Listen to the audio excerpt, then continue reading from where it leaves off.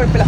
ഇല്ലാത്ത കാര്യങ്ങൾ ന്യൂസ് വരും. ഇപ്പം തന്നെ മറ്റാൾ മരിച്ചത് നമ്മുടെ റീച്ചിന് വേണ്ടിയിട്ട് നമ്മളൊരു ഫോൺ കൊടുത്തിട്ട് ഇപ്പം ആർക്കും എന്തും പറയാവുന്നൊരു അവസ്ഥയിലേക്ക് പോയിക്കൊണ്ടിരിക്കുക.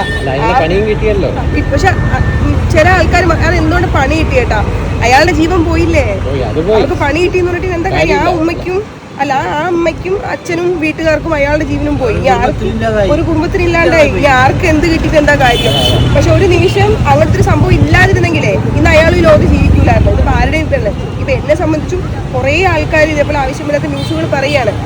ഉള്ള കാര്യങ്ങൾ പറഞ്ഞാൽ നമുക്ക് ഒരുവിധം പിടിച്ചു നിൽക്കാൻ പറ്റും. പക്ഷെ ഇല്ലാത്ത കാര്യങ്ങൾ പറയുമ്പോൾ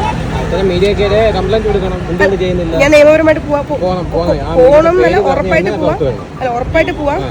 മറ്റേ എന്തോ ഇറ്റ്സ് മീ കൈസോ അങ്ങനെ എന്തോ പറഞ്ഞ ഒരുത്തരുണ്ട്. അയാളും ന്യൂസ് എന്നെ സപ്പോർട്ട് ചെയ്തിട്ടാണ് പറഞ്ഞിരിക്കുന്നത്. പക്ഷെ ഞാനുമായിട്ട് ഒരു ബന്ധമില്ലാത്ത ഫോട്ടോയും തമ്മയിലും വെച്ചിട്ടാണ്.